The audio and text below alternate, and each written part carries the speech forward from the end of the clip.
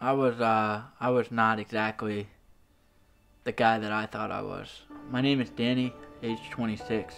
Growing up in DC, I just, my dad's a cop. My mom is a lawyer. Whenever I walked into school, you knew who I was. I was the smallest guy in school, and immediately kids noticed that I was deaf. I was the kid that got shoved in lockers. I was prime picking. I went to the #1 basketball school in the nation. My family moved from DC to Florida, and I was pretty stoked about it because I love to surf, and surfing was my escape from everything. Through surfing, I met some friends, and we would go out and party and everything like that. Before you knew it, I actually met this girl. Gosh, fell in love so quick with that girl. She was just amazing. I was like, man, there is a God, that's her. We soon got married, and before you knew it, we were like madly in love. And as most love happens, the reality set in, and you start to realize the differences, and unless you know how to work through those differences, you start to grow apart. February 1st, she left. She decided to go back and live with her mom. That was the story, at least. Ended up being that she left me for another guy. Went from there to Hawaii. In Hawaii, I became extremely suicidal. I tried to surf waves I shouldn't have surfed. I lived on the north shore of Oahu. I had a lot of fun. I met a lot of people, but people knew I was just out of my mind. So one night, I finally had enough. I got off a late shift at work, and I was done with life. I had missed Ashley so much. I started thinking about how I could kill myself, and I knew that there were some cliffs behind where I was staying at. If you're gonna go out, you might as well go out flying or something.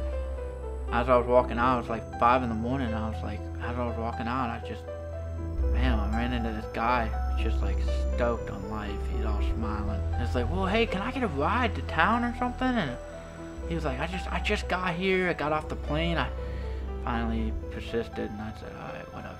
I'll give you a ride. I just got to talking, and before you knew it, I was spilling my guts about Ashley and my gambling. He kept telling me, oh, you'll make it through it. You'll make it through it. Jesus loves you. And I was like, man, I don't want to hear nothing about Jesus. I couldn't stay in Hawaii much longer. I couldn't afford it. So I didn't kill myself. So I got on a plane, and I went back to my cousins. I stayed with them in Virginia. Life from there was just pretty much simple. I'd party every night, and I hung out with young girls that probably shouldn't have been hanging out with. And I was just being dumb. I was like living the life, really. Well, one night I came in from a party, and he was really pissed at me, and I was like, what's wrong with you, dude? And finally I was like, Mike, I'm gonna punch you in the freaking face if I don't get out of here right now. And he was like, fine, freaking leave. I did. I left. Put that thing in reverse, hit the gas, and BAM! What just happened? I just like jumped out of the truck, and I turn around, I look back, sure enough, there's his girlfriend Nicole's car.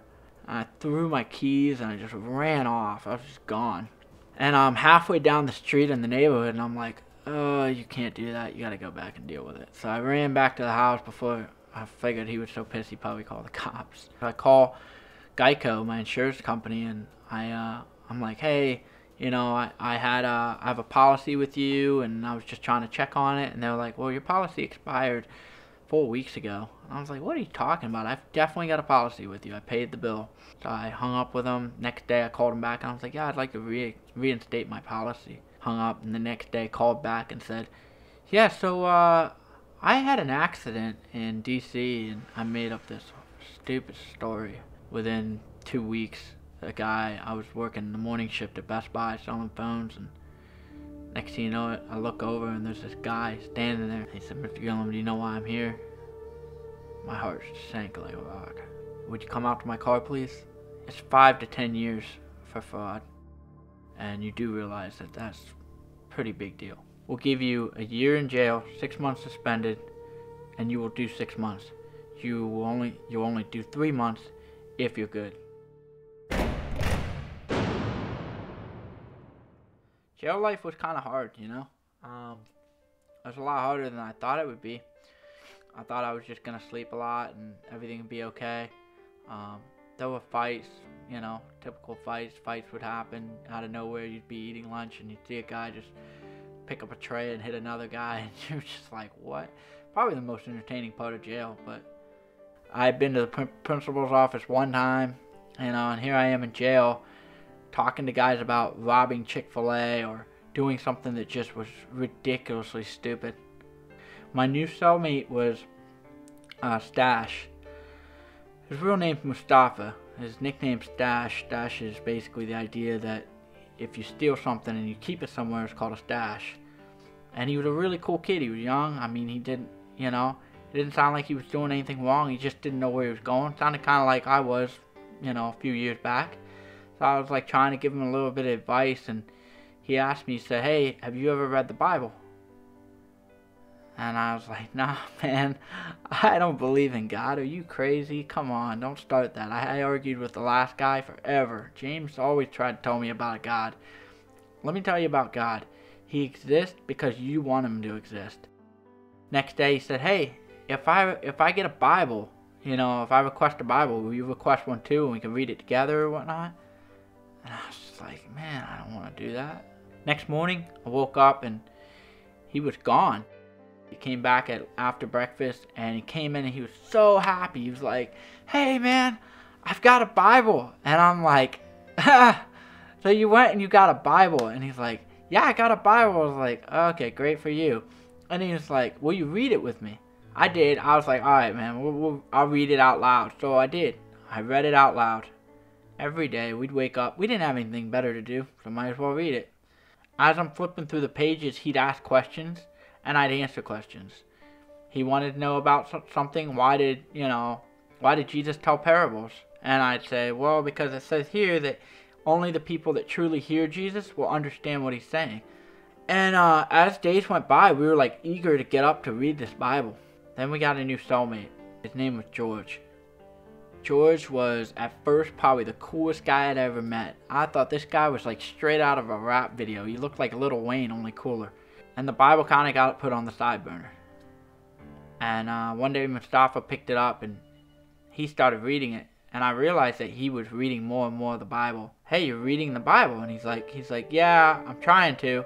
And, you know, I'm doing the best I can. I was like, here, I'll read it to you. So we opened it up back up. We started reading it again. Finally, we got to the Gospel of John, and we got to the last days of Jesus, the Last Supper. And George was laying on the ground. He would always ignore us. But this time, his head was propped up, and he was watching us intently as I read through the last days of Jesus. I remember reading through the crucifixion and thinking to myself, this guy went through so much to try to prove that he was God, so much to the point that he went to his death. But at that time, I still didn't believe it. If God is so all-powerful, why didn't he just, wipe out sin? And why am I in this jail cell? I would have my moments. Finally, George piped in. George was like, hey man, that's why I can do whatever I want, because Jesus died, and if I want to, I'll go shoot somebody. I remember the part in the Bible that said, for now that we have been saved from our sins, you don't keep on going sinning. You have to, it transforms you. You're a new person. You're a new creation. So I told him that. I was like, George, I think you're missing the point, bro. George finally pops up from his bunk, and he got so angry. He just got up and just got all puffed up, and next thing you know, he's going off about how he can do whatever he wants. Nobody can tell him what to do, this, that, and the other thing. So I'm flipping through the Bible and I'm using verses to attack what he's saying. But all I knew is that even the best Christians I've met don't know the Bible as well as that guy did. And it was kind of freaking me out a little bit.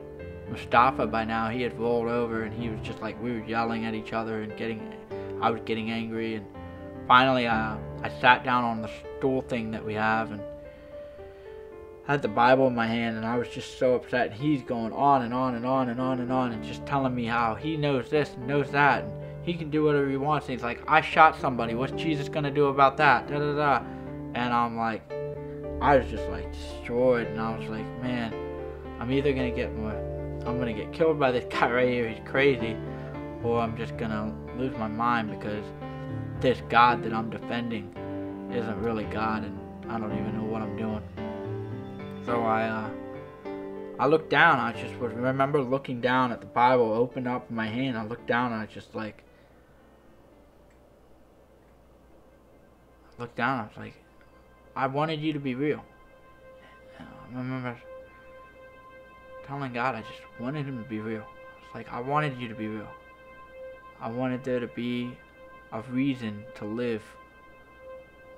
I didn't want to be, you know, gambling my life away. I didn't want to be trying to chase gold. I just wanted a reason to live.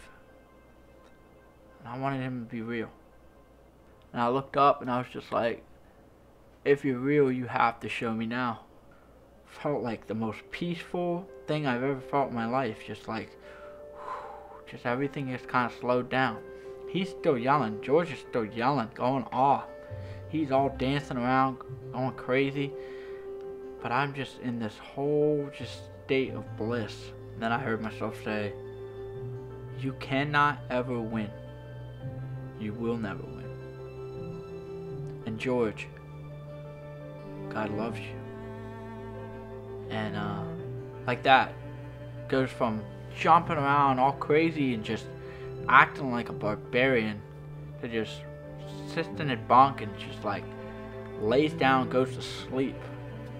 George gets up over to the left and we're looking over at him, and he gets up and he stops and goes, bro, you guys had a crazy night last night. And George goes, what are you talking about?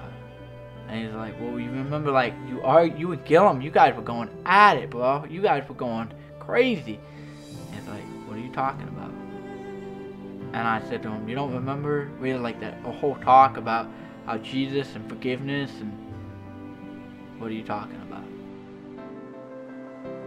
Got out of jail, and sure enough, I was on a plane to Washington. Since then, it's been crazy. I went to Washington. I cleansed my life of some of my baggage from previous years. For me, life began on that day in jail. And I never thought it'd happen that way. But I really thank God it did.